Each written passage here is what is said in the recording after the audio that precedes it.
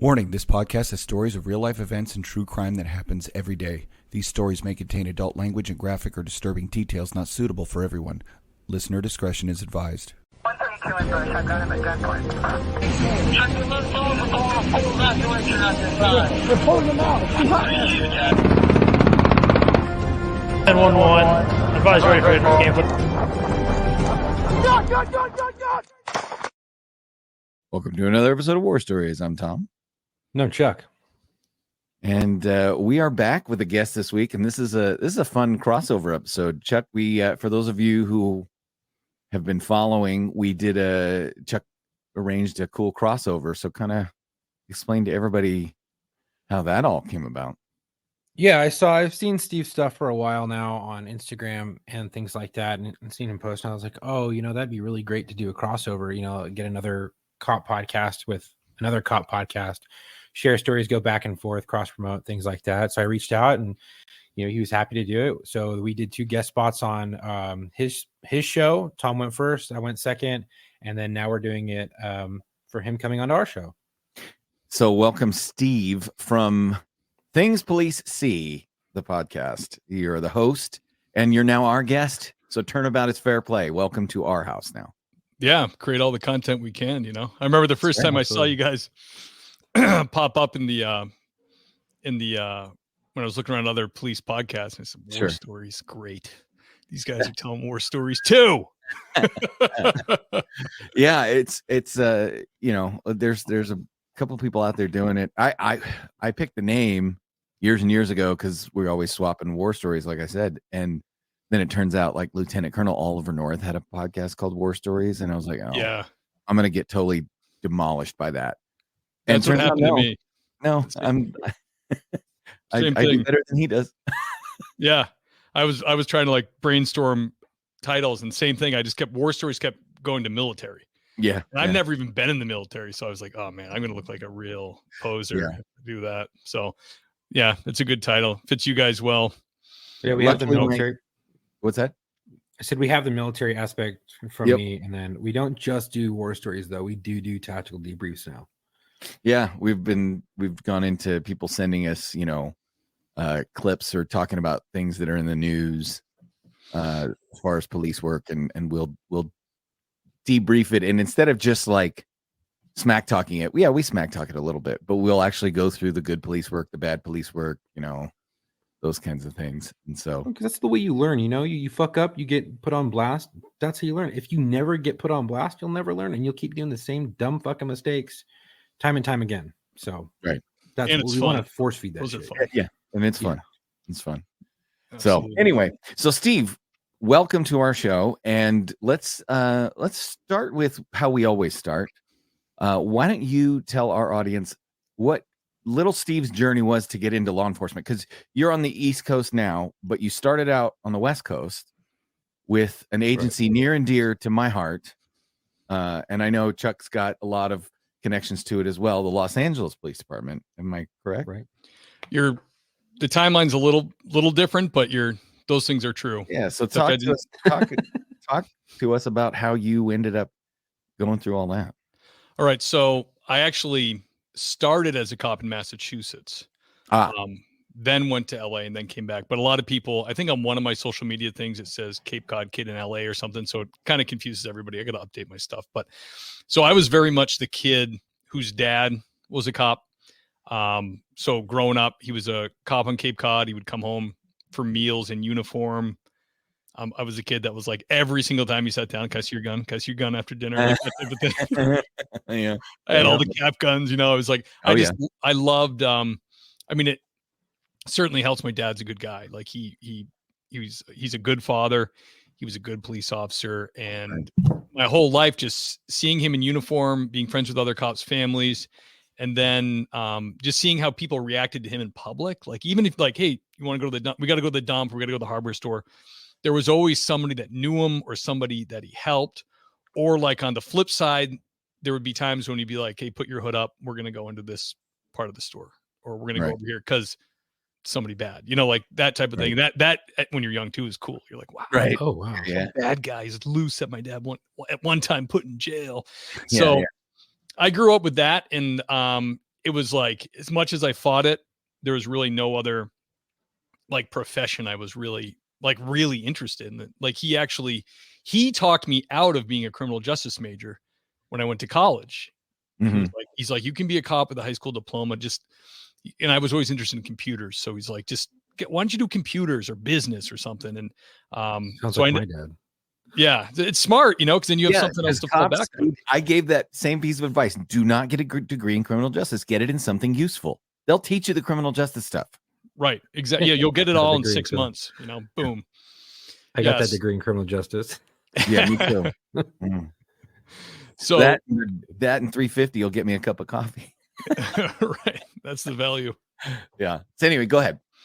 So I graduated with a computer degree, Mhm. and I graduated from a state school and went and worked in the insurance field for like 2 months, and like I was on break, and it just felt so unfulfilling being like in a business setting. Like selling insurance? Yeah, it was like a long-term care type thing. And it was like one of those things when you call and you're like, you have relatives that are like, hey, you don't want to get into this. You don't want to be living off sales. But I was 22, and you talk to the sales manager, he brings you in. He's like, no, he's like, no cold calling. We provide you with people that said they were interested. Yes. Okay, well, I'll give it a try, because it was close to home and I didn't want to move somewhere. And Cape Cod's isolated. It's a peninsula that's, it's 2 hours from Boston. It's really it's its own little autonomous thing. So, within a month, the leads were gone.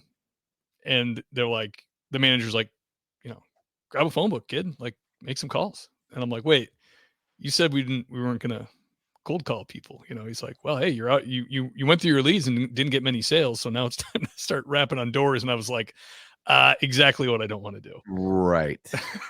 At all. Yes. And I didn't have the personality for it either. Like, I'm friendly and outgoing, but like when I was being trained, I would go to business calls with a senior salesman who was like, legitimately killing it, making a lot of money, winning the trip to the Poconos, the whole deal. And let's face it, sales is a job you can get rich at with no education. Absolutely. Okay. So this kid, we're not knocking salesmen who can do it. Right. This kid had it going on. He was getting all that. Right. And, but we sat in a house, in like a very nice house. And this guy was, the kid that was training me was arguing with this guy about his financial portfolio and belittling him. And I'm like, I've never seen this sales tag. This is crazy. And the guy was rich, and he was trying to get him to buy an annuity, because for annuities, we got like a 10% cut. Oh, wow. And at the end of an hour of belittling this guy, he got the sale. And I was like, so just by badgering him and beating him down, basically. Yep. And to me, I was already embarrassed 10 minutes in. I was like, we should just go. This guy's. And then we got in the car, and he was like, if you want to make it, that's how you got to be. And I was like, yeah, no, I'm not going to make it. It's interesting you say. So early on in my career, I got a job at a company selling software. We sell software. Okay, I guess I could try that. And it was the same thing. Like, we don't cold call. Yeah, bullshit. You totally cold call. And I ended up after, a couple of weeks in the quality assurance department, basically policing the salespeople, because I wouldn't do the things that were required, or not required, but there were a lot of things that make you a successful salesperson. And if somebody says to you, well, I don't think I need this, and my personality is, well, then don't fucking buy it. Like, right. Like, I'm not, like, I'm going to tell you 100%. Right. I'm running into that shit right now. And then if you're like, oh, I don't really need it, you're like, okay, call me when you need it. Like, bye. Like, right. Like, so that, I totally get it. I can talk here to you. I'm a good communicator. I can talk on the street. I can talk people in and out of handcuffs, in and out of fights. I don't want to sell anybody anything. Right. Don't have. But it's not that you're not good at the sales portion of it. It's the allergic to dipshitness and I'm allergic idiocracy to and I can't and bullshit. So I get you. Dumb people that just are get on your nerves. Yeah, so being phony, like you're being phony, and you can feel, you're being phony, and you can't stand yourself. You're like, 100%. Yeah. So you learned you were being a phony, and you decided that was not for you. Yeah, I was very much the guy picking up the phone, and they'd be like, yeah, we're trying to eat supper. I'm like, oh, I'm sorry, sir. Click. Right. Yeah. I'm so sorry. Right. So I was out literally on lunch break at this place, and in the newspaper there was an ad for a natural resource officer, which was kind of unique to Cape Cod, like a local game warden.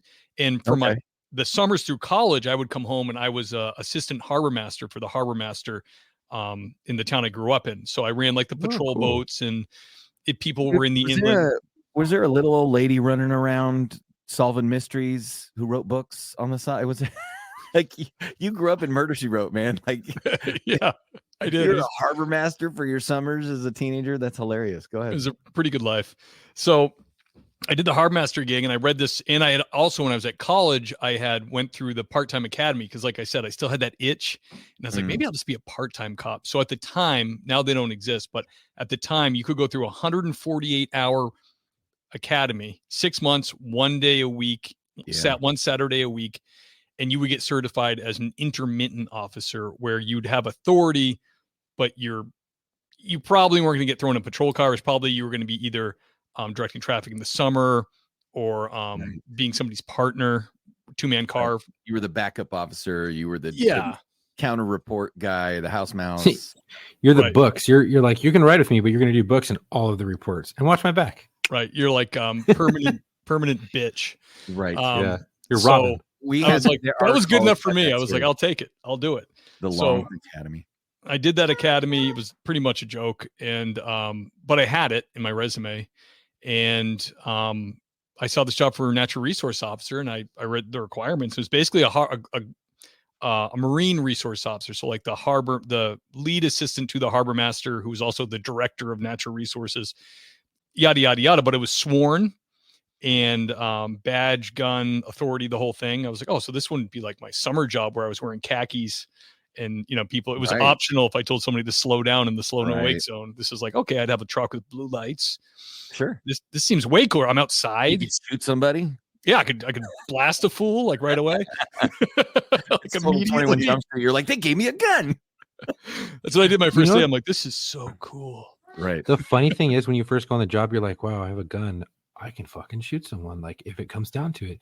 And it's almost like you're like, oh man, that's kind of like an interesting thing. Like a little bit like in the back of your mind, you're like, that's kind of cool, but like kind of, and now you get like longer in your career, like, I don't want to fucking even bring my gun out. Like, I really don't want to do any of that shit. None of it. Oh, really? Yeah. Oh, yeah. Well, that's the thing. Every new cop, you carry your gun. You carry your gun everywhere. And by the time you get retired, like, you do understand. I understand my dad in his 70s now, is retired LAPD. It's like, everybody else is armed. I'm good. Somebody will take care of me. That's right. Yeah. Yeah. When you're new, you're running around with the full size duty piece on your hip, off duty. God, yeah, for sure. So you're now, what's the responsibilities in that? Like, are you inspecting crab pots and lobster traps and like compliance? Yeah. Like a marine resource officer where I was for natural resource department was, so in the summertime, it's boat patrols. There was a patrol on Lewis Bay, which goes into Hyannis Harbor. And then there's a patrol in Bass River. So you'd have, you'd interview and hire usually kids from like Mass Maritime or some college kids like I did where I was that would run a patrol boat, were good at maneuvering a boat, and, knew how to like drive through the navigational markers, and weren't going to, usually they grew up on the Cape and they all had a boat since they were 10. So you'd hire these kids. They would run the patrol boats, and it was basically about helping people. Like, hey, I'm broken down, or hey, we even had a plane crash one time. We went to that. Like, it was kind of like a rescue / helper role on the water for the part-timers. I supervised them. Go ahead. I always see this one, like, I guess waterway, and I think it's out where you're at.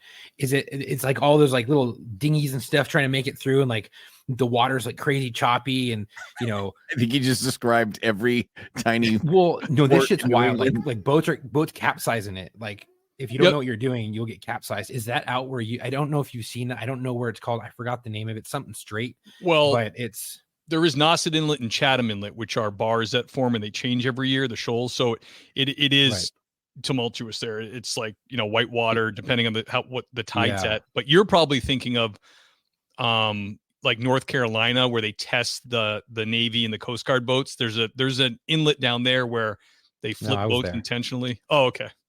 Yeah. So not there. Well, anyway, so you're checking compliance and stuff like that on the harbor, and hunting and fishing, freshwater fishing. Yeah. Okay. Oh, cool. ATVs and cool job for a 22-year-old kid. You know. Did you arrest people in that job? We could. We had. No, but did you? No, I never did. No, it was kind of totally amped for like some drunk fisherman in a bar fight, like, and you had to arrest him for, no, it was some dude with a fishing knife. I don't know. It was like we were uniformed and we could, and people had in the past. But it was very much like most of the environmental stuff you would like do a complaint for. It would like, you wouldn't, say, I mean, there one time I got a guy in a warrant, because I just ran into him illegally dumping, but that wasn't really like it wasn't like an investigatory like arrest or anything. Like that wasn't common at all. Right. There was no open charge. It was just, hey, right, you've got a warrant. I'm going to take you in. Could you have got him for the open charge for illegally dumping and then secondary for the warrant? Probably. But you're like, this is easier. Let's get him off the waterway. Yeah. It was, it's a problem solving charge. So then hunting, there was, check hunters in the fall and in the spring. And, it was a great job. It really was. But it didn't, there's really no overtime. There was you couldn't work road jobs or private gigs. Mm-hmm. So the money, I ended up buying a house and I still had that itch. Like I was like, okay, I'm like a green cop now. I'm like a harbor master on the Cape, but, I still am looking at the police career. Like, well, if I'm doing this, why not just go to the full-time academy and just let's just do it. Let's just do it. Yeah. Do the thing. Good. So now that I look back, if I somehow could have got paid more for that first job, should have just sat my ass there for my career, because it was a good gig. 100%. Knowing 100%. What you know now, you're like, man, I should have just stayed. Yep. Great gig. Well, it's the guys at the sheriff's department that in our county that worked, they worked courts in the winter and they worked the Lake Nacimiento during the summer. So it was shorts and drunk college girls all summer and probation and parole all winter. You scratch that itch, man. You don't have any crackheads spitting on you or anything. Right. No. Anyway, so you go to the full-time academy then. Yes. Say, screw it, I'm doing it. Yep, like a town where actually I went to high school. So we had a regional high school, town of Eastham, just north of Orleans, where I grew up. They needed 2 officers, and they were having trouble finding people. So me and a buddy of mine, actually, I went to high school with, applied, and it was hard to get a town to send you to police academy because they have pay tuition, then they pay you hourly, the whole deal. Yep. And then if you get hurt, then right. Oh yeah. Right. It's not like a big city. These places had tight budgets. No, you put yourself through the academy and then they go and they start recruiting towards the end. Right. From exactly. Yeah. So luckily they were hard up enough where they had so many people come and leave because Cape Cod is such a weird place to live. Summers are packed. The town population's quadruple.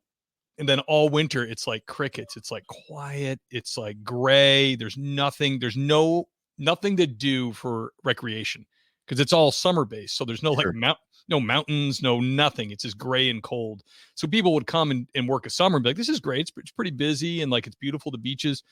And then they do a couple winters and they would just go back to New York or go back to wherever they came from. So this place was having trouble with retention. So they brought me and this other kid in and they said, your local guys, we have a feeling you'll stay.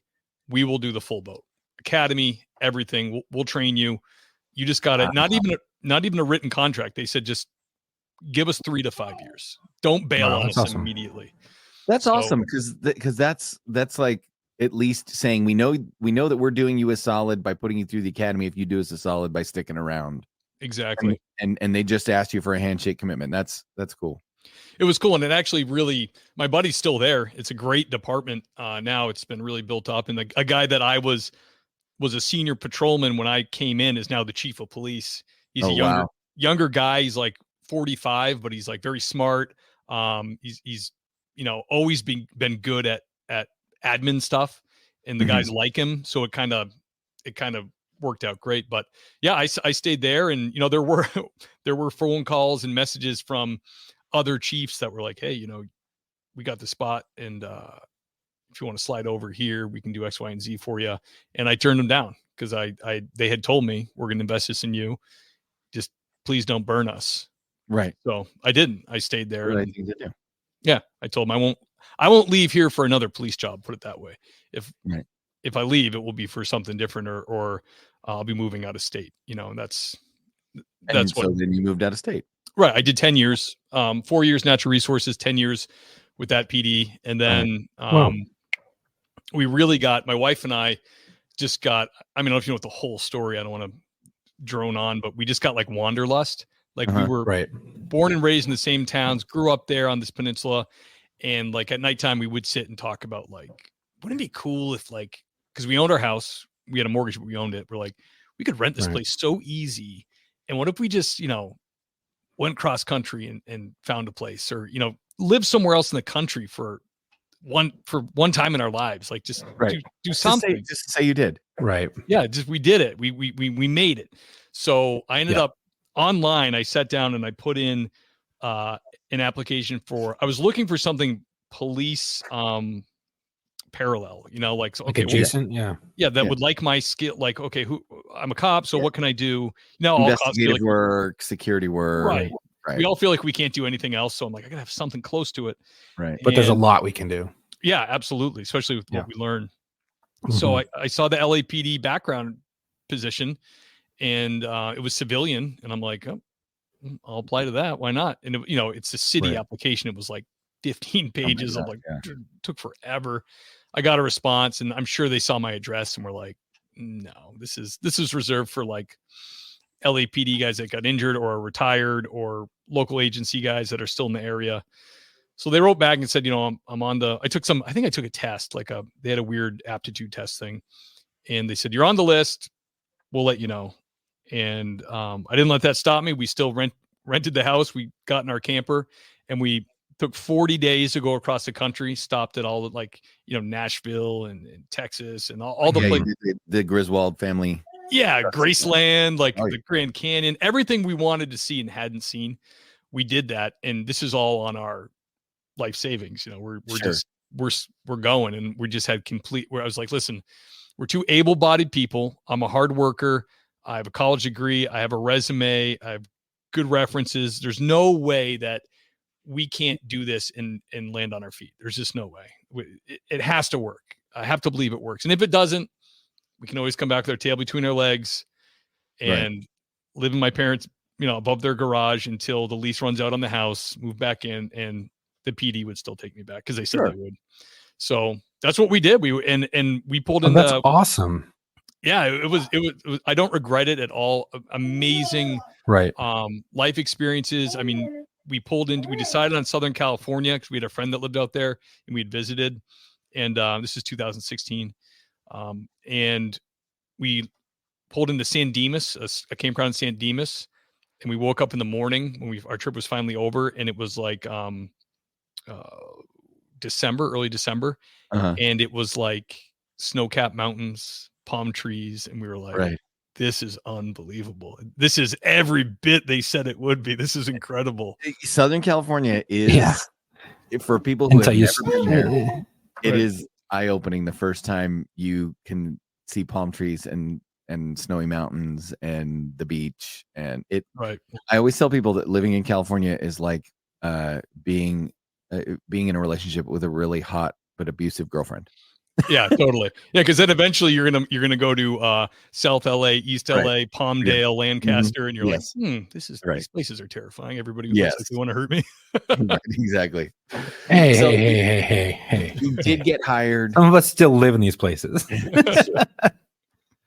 So you get hired, you become a background investigator, a civilian background investigator. Yep. And then do you ever transition to sworn?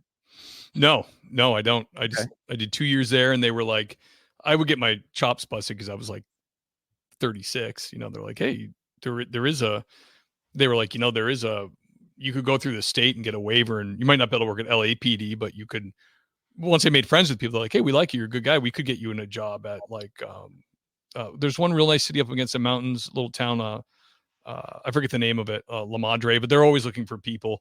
Oh yeah, there's like Monrovia, there's Claremont, there's all these little right in the foothills of LA. Mm-hmm. Exactly. And they're like, you could get right in there. And I was like, you know what? This is pretty good. I'd never had like a real office job for any amount of time. And the thing about backgrounds too is I got to go to backgrounds and I was working with like legends from LAPD. Like guy that's next to me was robbery homicide for 42 years, Jay Moberly. Oh, and the stories he had and the he solved a quadruple homicide when he was on robbery homicide and then like the supervising detective for the O.J. Simpson trial was the desk down from him, Ron Phillips. So he just the guys are awesome. They were so cool and they were so old school. They would be like, they'd get their stuff done. They were excellent investigators. They trained me. My buddy Pat Buchanan, he was a captain in Covina, and then he worked there. Such a smart guy.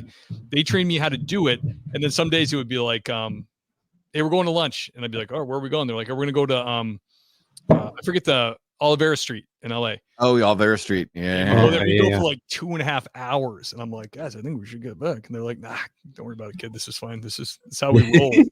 So we'd be down there eating lunch. And I just got to see, and besides that, you made your own schedule. So if you're like, all right, I got some paperwork I got to put together for backgrounds, the office, but I'm going to make these days my field days. And then you could just at will leave the office and go do your field stuff, knock on doors and all that other stuff. And I leaned on those guys big time for like, cause I didn't really know LA. I know South LA and East LA because I've heard of them. Right. But you know them by the movies they've been in. Right. And I would show the guys like where I was going and they would be like, either like have somebody, this is a place that we go with 2 people, or, just be careful. Cause I had a lot of candidates be like, hey, I really want to do this, but my neighbor is in a gang and he also sells drugs. So if you knock on his door and tell him I'm applying to LAPD, going to be a problem for my family. So we would literally take the questionnaire that we would leave if no one was home and change it to like a different department at the top, just city worker. Like smart works or just to protect the candidates. Cause I mean, a lot of them were good kids. They were just like trapped in these neighborhoods. Right. And like in fear of their neighbors who they would then be arresting later, so. Then you get the itch to go back to police work. Is that? Yeah, I did that. And unfortunately there's a big battle at LAPD backgrounds for pay. Like we weren't retaining anybody. And they kind of had it made because for a long time, it was just guys who had pensions already coming back for something to do. So while I was there, which is unbelievable, I got appointed to be a B2, which is a team leader for investigations, because the floor was captains, chiefs, lieutenants, special agents from the federal government, all people that had no interest in supervising anybody because they'd already done it and it's a nightmare. So they were like, well, we like Steve. Steve is tolerable. And if he was they probably thought if he was our B2, we could just push him around. Boss him around. He's a good dude. He'll be a fine boss. He'll listen to us when we tell him what to do. Right. Steve's the guy. Yeah, exactly. Right. So I end up taking that little test and I pass and I get promoted. And then the pay increase is like nothing. I'm like, oh my gosh, this is bad. Like at the time I'm working there and I'm also working security jobs. Ron Phillips hooked me up with his friend's company. So I'm doing like Harry Winston delivering high-end, like $10-15 million worth of jewels to celebrities in Beverly Hills. And I also did, I got to do some security gigs. Like I did LL Cool J at the MTV Movie Awards. I got to go like backstage with him. And so I'm doing all the LAPD gigs that you get because all those people live there. Yep, exactly. Yep, right. So Oscars. I'm hoping to like not have to jump at these calls when they come in and like have my salary increase. And it really wasn't there. And the problem with that is they would hire people in. And if the person was a good negotiator and they really needed to fill the spot, they would give them the money. So you would have one investigator is making 90,000 base and you're at 69. Same job. That's wild. But they'd be like, well, he was a detective in Glendale and he worked some really big cases. I'm like, listen, you don't need that kind of brain for this kind of work. Right. Like we're turning out the same product, baby. Correct. but this guy also has $160,000 pension from Glendale, and now you're paying him 90 grand as well. It was just, it was contentious. Right. And I had a buddy who supervised an SIU department for insurance company fraud investigation. Sure. And I reached out to him and he was like, yeah, we'll pay you X, Y, and Z, take home car. We'll pay for the internet to your house, make your own schedule, give you a laptop.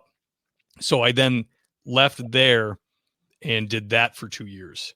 And that was a fantastic job. I mean, they paid for all expenses, book your own travel. I saw all of Southern California from Fresno to the Mexican border. It was incredible. Wow. So you saw Mexico. Yeah, I saw Mexico fearfully from the Fresno to the Mexican border is northern Mexico. Right. Yeah. Right. So I think that's all Sereno territory, actually. So there you go. It was there was times when my GPS was being weird and I was looking at Mexico on my left, driving along, and it was telling me to take lefts. And I was like, I can't.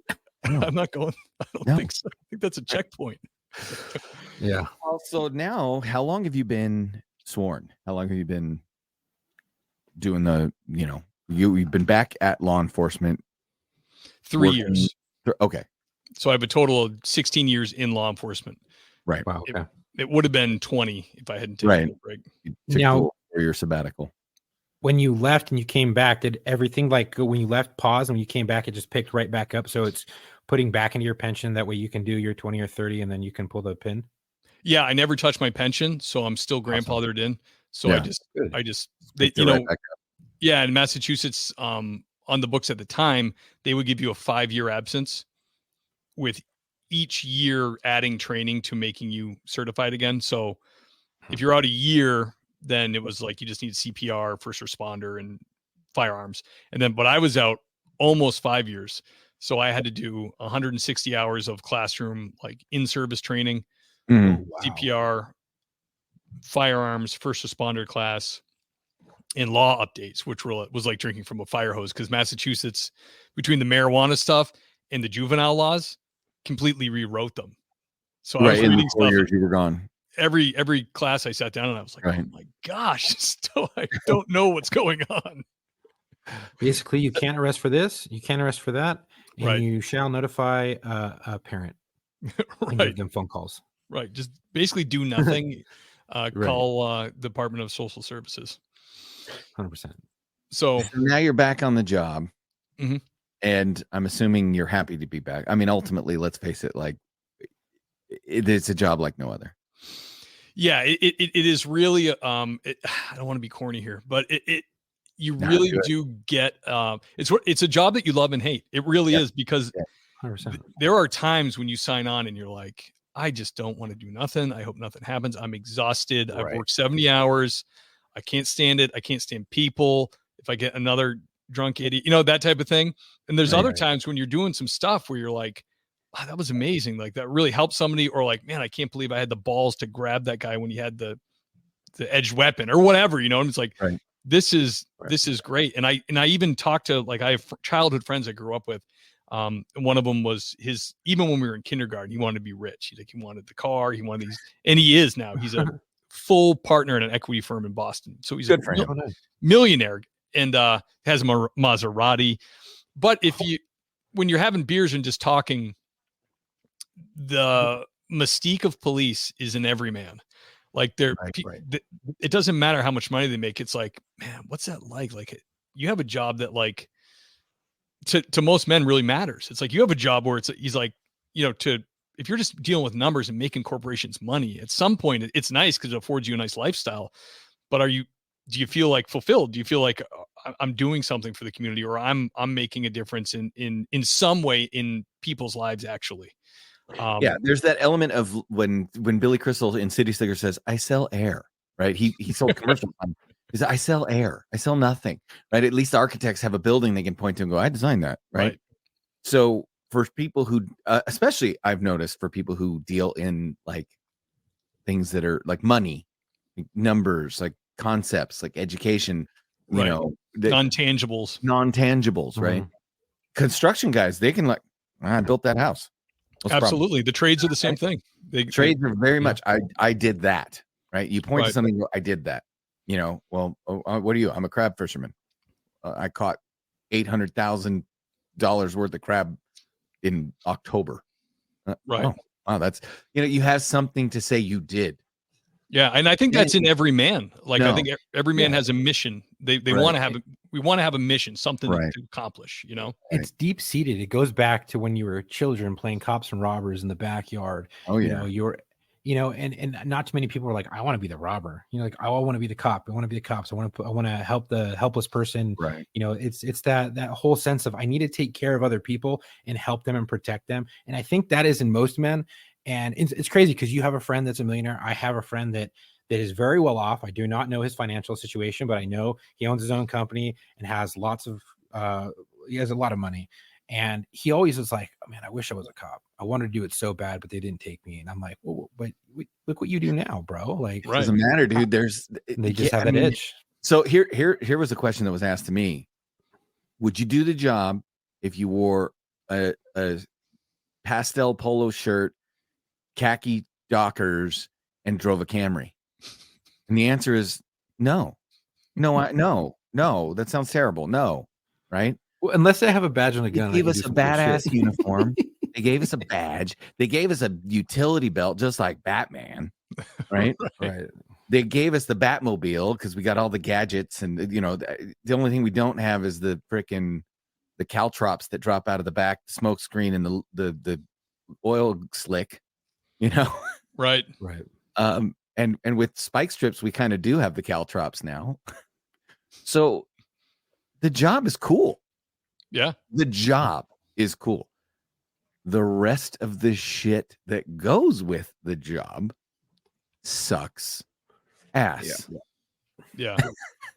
Like working for cities or commands that don't like cops.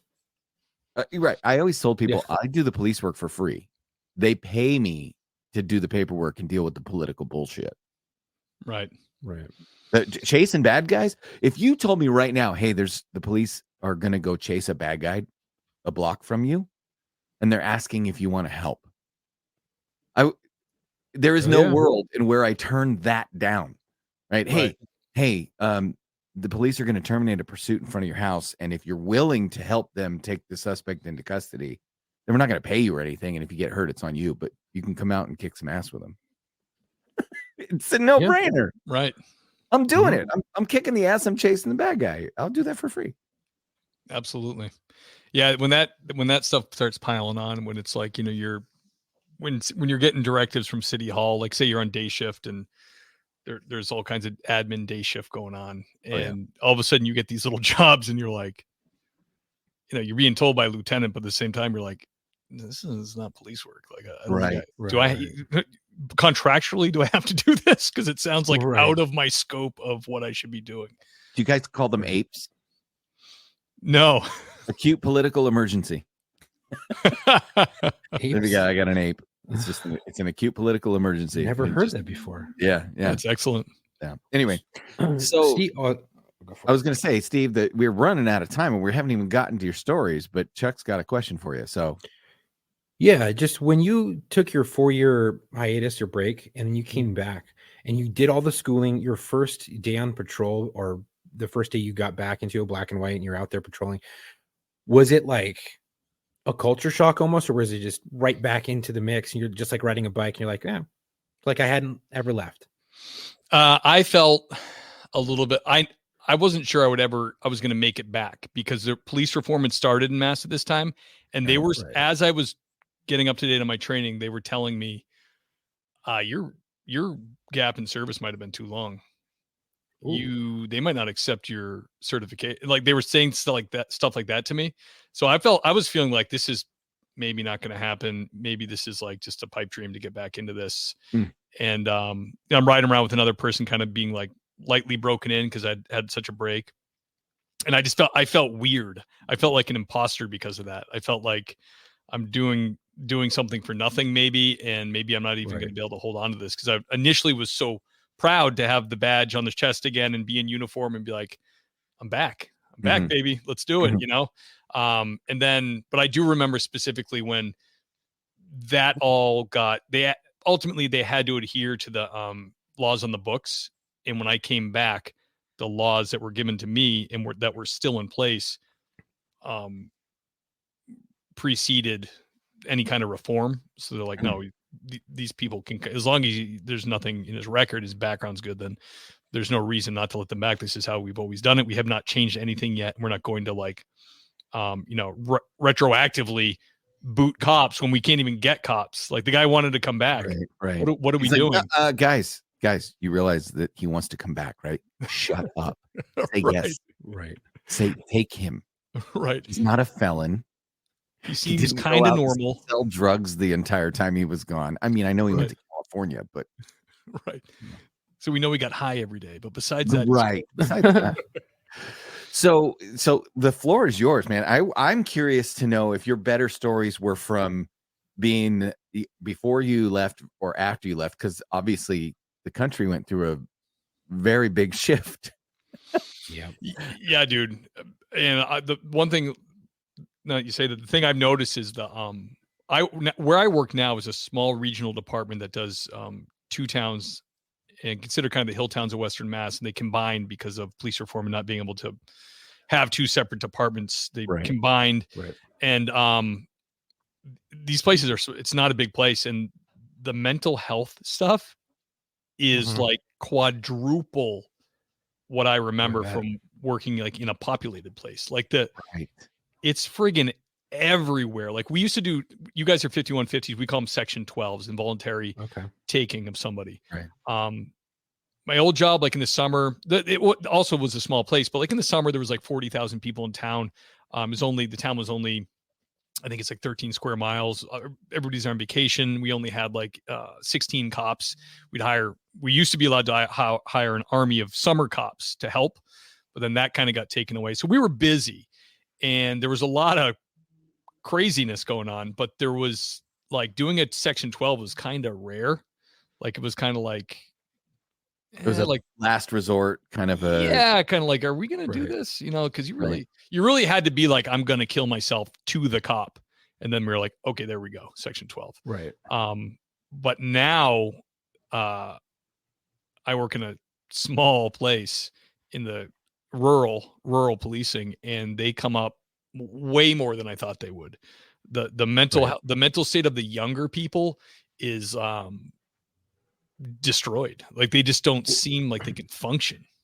That leads into a really common thing nowadays. It's cool to have mental illness, and like I've seen so many police videos where the people come out and they're like, do you have any issues? Like, well, I have mental illness. You're like, no, like any physical issues to perform like a and they just come out and they're like, well, I have a mental illness, I have this, I have that. And parents are even bringing that up with their kids. And I noticed that a while back you'd go to the house for a 5150 or a section 12, like you just said, but you would get there and you'd be like, so do they have any mental problems? Like, what was that? Oh, I think go ahead. Anyway.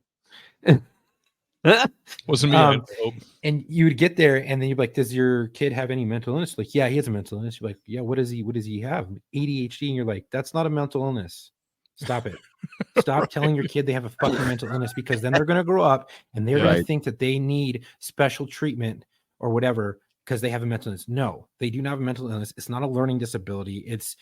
It's just a way that they function. The next thing you know, the kid will be a lady boy and be like, well, this makes me happy. It's like, it's crazy. It's the shit that gets fed into these young kids is just, it's wild. The amount of, so anyway, so you're back, you're the mental health stuff. And I'll tell you this, in the new position and realm that I work in, which is, public service adjacent. Mental health stuff is huge right now. I think there's an element of COVID pushing people a little bit beyond their breaking point. And then there's kids who are unable to regulate because like their parents were losing their minds and just gave up on them. And so for 2 years that it's been like Lord of the Flies. Mm-hmm. So you've got 3-year-olds that are now 5-year-olds who still act like 3-year-olds. Yeah. And there's no, like, even the schools, like I see the discipline, like it's like, if someone's acting out, it's because past trauma, they can't help it, therefore can't be disciplined. It's like, no, this is a snowball and you're adding to it. Like the kid should have been disciplined probably severely earlier. like really corrected by a parent. But now they're in Right. school and nobody will discipline the kid because somebody failed to get the ass whooping they so desperately needed. Yeah, I'm like, did the kid go to Vietnam? Something I don't know. Like he doesn't have PTSD. You know, Yeah. it's like he's just a brat, and now he's completely out unchecked. So it's like every level I see when I'm working that that these things are just like I said, it's like a snowball. They're just getting bigger and badder, and it's terrible, man. So now, what kinds of things beyond the sad, depressing state of the mental health of this country? What kinds of things are unique to the New England police officer? Because this is something I've always been fascinated by. I grew up in LA. My dad was LAPD. I mean, all the badges that I've ever seen were based on the LAPD style of, the shield with the building on it and the this and that. Right? Okay. East Coast policing is very different, right? Yeah. There's a big difference in style and stuff like that. So what kinds of things do you face or are you facing as an East Coast police officer that West Coast police officers just wouldn't understand? I don't know if there's anything that contrasting. What I noticed about the two places, just from living in both of them, and we do have Boston, which is Boston Metro is like 5 million people, like Boston, the city surrounding it. Sure, but it's still East Coast. It's like that we shoot way less people than major cities on the coast. Really? Yeah. Wow. And I'm not sure why, but I think I had a class once with an attorney and we were complaining that we're charging people and the courts here are letting them off. And his point was, well, California does that too, but his point was, let me give you the stats for 3 strike states. And he gave us an officer shot for 3 strike states versus Massachusetts, which was softer. Right. And he's like, this is why you're not being shot and getting in shootings. It's because the court systems are so different. And there is an element of that 3 strikes law that turns people. I mean, one of the guys that, tried to kill me and my partner, he's a 3rd striker. And he said, if I'm going to go out, going back, I'm going to go out. Classic line. I ain't going back alive, boys. Right. Well, okay. So there's your point, right? If you're never going to take me alive. That's like the 30s, right? You're never going to take me alive, Copper. See? And then you go back to the old West.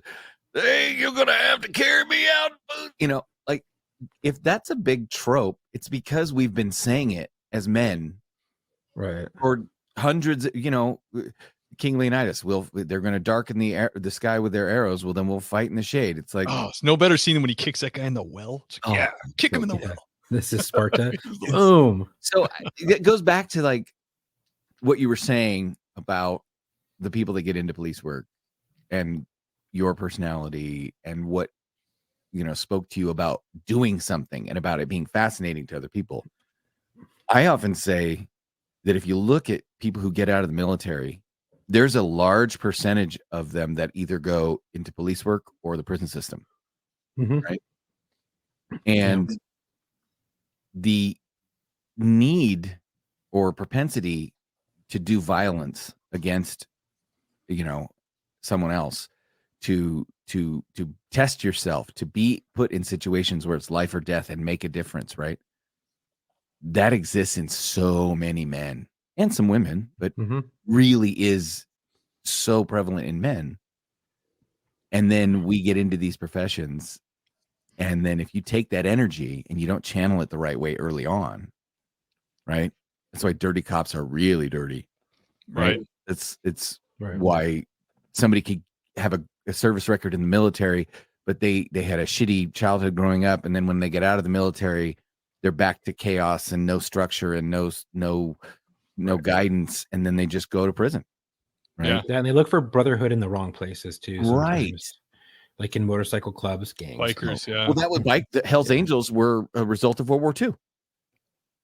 They're literally named after a bombing squadron from World War II because the bikers came home, or the soldiers came home and didn't have the same camaraderie and the same brotherhood and that same like pucker factor of holy shit, the adrenaline rush of I could die today. Me and my brothers are going to live on the edge, right? That was gone. So what do? Well, they ride motorcycles with no helmets. They get into bar fights. That the Hell's Angels are pretty much a club born out of PTSD, I would bet. Yeah, that's interesting. Yeah. You know, it's funny that you say that the statistic between 3-strike states and then like the non-3-strike states. It's funny because I had a Broly that was like, I'm not going back, and we ended up getting into a fight and put his face through some tile, and you know, stuff happened, and he went to the hospital and went to back to prison. But that was his big thing. He's like, I'm not going out without a fucking fight. You're not taking me. I'm not willingly submitting to your arrest. Go fuck yourself, because I'm not going back to prison, or at least I'm not going back without a fucking fight. And I was like, all right, you know, is what it is. That makes it's interesting. The crooks need to realize that they want us to go back to old school policing. The crooks want us to go back. They just want an ass whooping, and they will. Yes, right. We're okay. Right. We'll take the 3 strikes law off the table, but here's what we want in return. If you're sentenced to death, you're going to die within 6 months. We're not like stretching out death row any longer. Stop a lot of shit. Right. So if you get sentenced to death, you roll the dice, bro. Right. We're not going to 3 strikes you. But if at some point you roll the dice and you come up snake eyes and you get sentenced to death, you'd be dead in 6 months. That's first and foremost. Second, if the cops come to whoop your ass and they whoop your ass because you did something stupid, all that has to happen is you did something stupid. The ass whooping that comes after that belongs to you. You own it. Right. Now, that being said, if the cops whoop your ass and you go to jail, that's it. Right. They whooped your ass. You got what was coming to you. Yeah. Right. Mm-hmm. That I just can't explain that. Criminals would society would really like it if we went back to the police work of, say, you know, I don't know, somewhere around the 30s. Yeah. Well, my dad used to stand in front of a judge in like I think he started like the late 70s, and they had a local judge that was kind of like that. If a guy stood up there and he had the bag beat out of him and he was complaining, the judge would go, "Oh, what did you do to get yourself involved with the police? Like, why did you catch this beat?" He'd actually ask him, "Why'd you catch this beating?" Yeah. And then he would be like, "Listen, why don't you not get in trouble anymore?" But the same token, my dad said a lot of them would charge if they went to arrest somebody and the guy pulled away or tried to wrestle with them. The same judge would say, "Listen, did the guy deck you?" "Well, no, he just pulled away and pushed me," or whatever. He goes, "Well, no one likes their freedom being taken away." Right. And I'm not going to sit here and listen to resisting arrests for every single arrest you throw at us. No. So the judge would throw that out. So he was like very just common sense, old school, small town judge. Yeah. Like right down the middle type of thing. Yeah, that's it. That's it. Right. If the cops go overboard, I'm going to get it in their ass. Right. And if the crooks do something stupid and deserve it, I'm going to get in their ass. And if like that way. That's the way it should be. Yeah. I mean, it worked. It did work. You know, when you had hanging judges. Too many feelings now. Yeah. Oh, God. Don't even get me started. You should come on Locker Room if you want to talk about feelings. And I'm going to hold you to it. You volunteered. You did say, and there's no takebacks. Hey, so you guys gave me 2. I owe you 2. That's true. Chuck and I gave you an episode each. And so we have to get an episode of Locker Room. I'd be happy to, man. Absolutely. So we'll see what's going on. I don't think we're going to have Locker Room this week because of Thanksgiving, but we might. I love an away game. No editing, nothing, you know? Yeah. Oh, yeah. Right. You're all about this episode because you don't do any heavy lifting, right? It's great. Yeah. I got done with my episode on your podcast and I just turned off my computer and walked away. You're like, don't I need to do something else?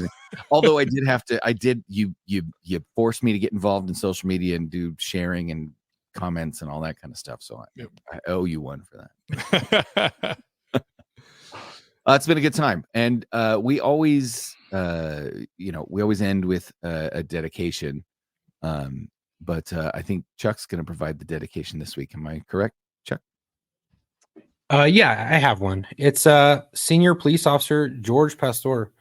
Senior Police Officer George Pastor was shot and killed during a hostage barricade at 9308 Bernoulli Drive at about 4:10 a.m. Patrol officers had initially responded to a residence of a domestic violence call involving a stabbing shortly before 3 a.m. Arriving officers located an injured victim outside of the home and learned there were 2 more injured victims inside. As officers attempted to enter the home to rescue the victims, the suspect inside opened fire, causing the officers to retreat.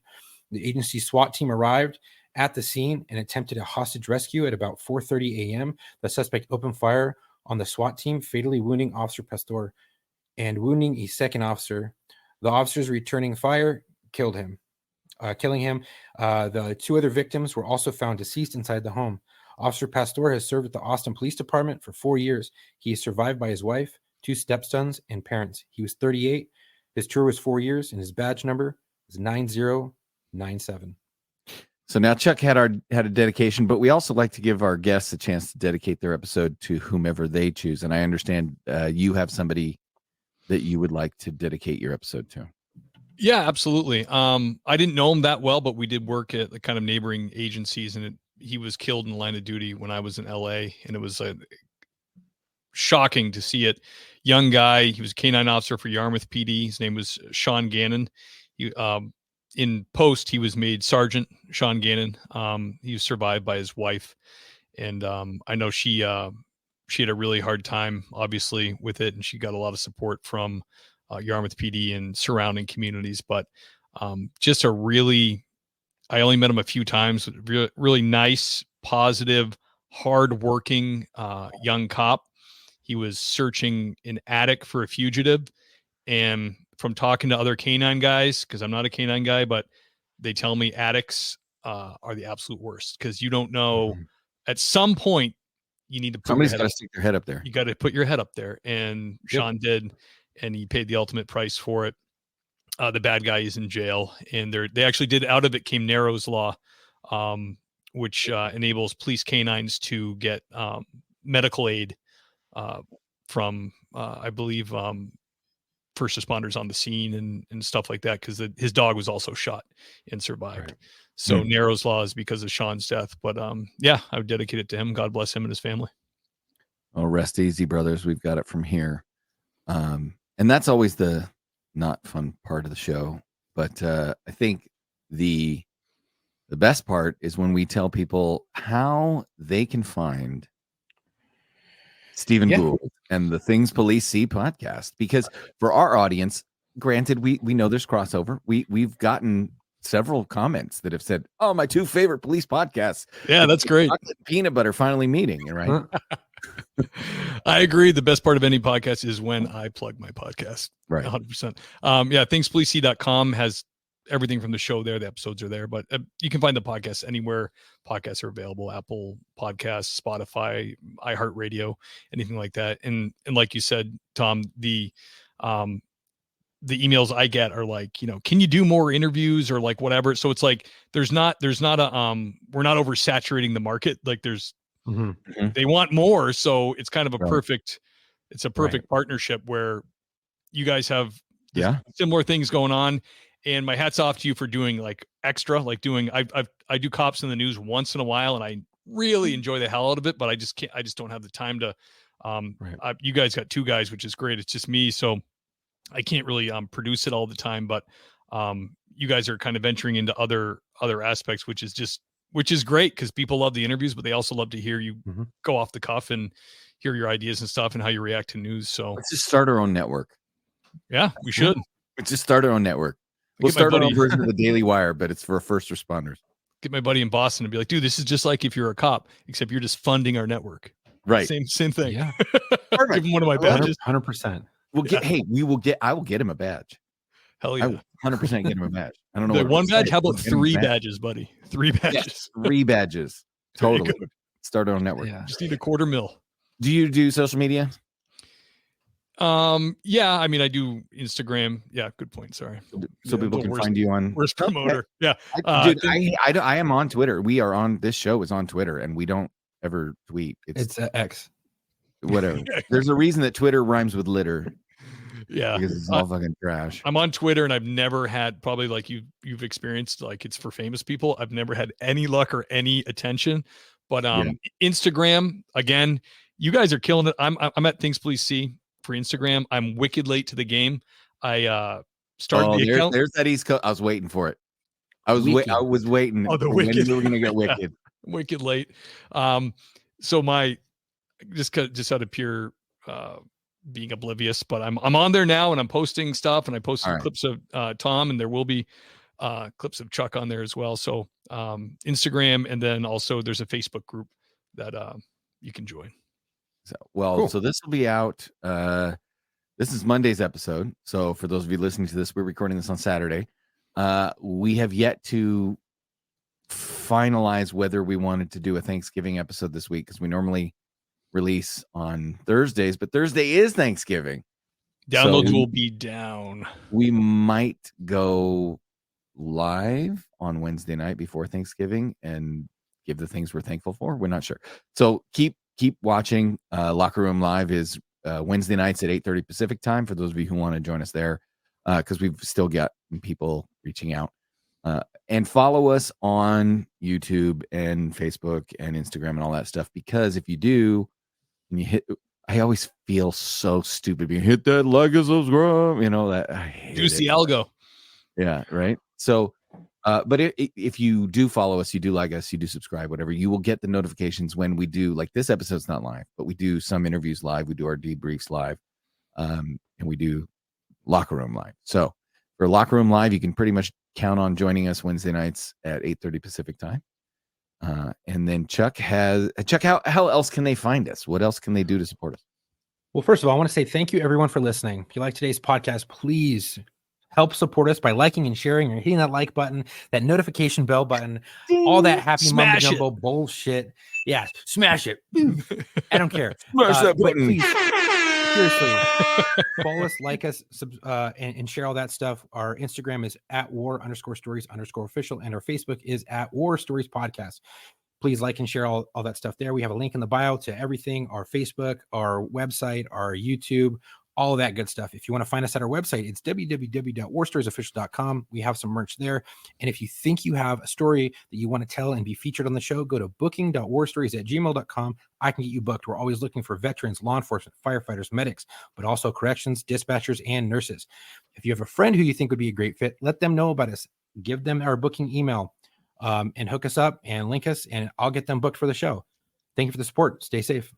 That's right. And just to solve that mystery from earlier, it was a pop-up. I have multiple windows open while I'm controlling. I hate that. And one of them started playing an ad or a video in the background, and I didn't have that page muted. So happened to me today on an interview. Yeah, see, there you go. So warts and all, man, we do the show warts and all. Very, very few edits, especially when you watch it live. So join us live. Steve, again, it was a good time. Thank you for having me, man. Had a blast.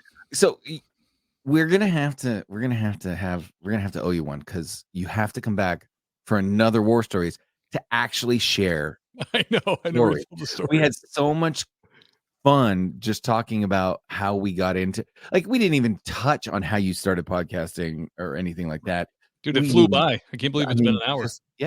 We're late, if anything. So yeah. And you have a very interesting, like, how you became a cop and then left and came back. Like, that's not it's not normal for a lot of people. So it's very interesting, and people love to hear that stuff. You left and came back. It's like the mob, man. You got out and they pulled you back in. What a dummy. I know. All right. So Steve, you have to come back, do another War Stories, share a story this time, because we ran out of time today. We'll let you know. The Locker Room gig is usually we'll give you a heads up and say, okay, this Wednesday 8:30, and then you just send you the link and you join us, and then it's a free for all, man. So bring your A game. Also bring some jokes. Bring some jokes with you. Got it. We do big joke energy for the last couple of minutes. Got it. And make each other groan or laugh, one of the two. Chuck, you got anything? I know you gave our big closing, but no, just thanks for the support. And if you really so if you want for us to debrief stuff, send it to us. Don't just send it to on Instagram. But if you do send it on Instagram, please double tap and send it to either mailbag or booking. That way we can have it and we can look at it, because things get lost in that. We get direct so many messages on direct message with people just sending us silly videos. If it's a legit good video that you want us to debrief, it'll get lost in the DMs. So you got to make sure you send it to us on email too, or send us an email referencing your DM, something other than just a DM. So all right. And until our next episode, come home with your shield or on.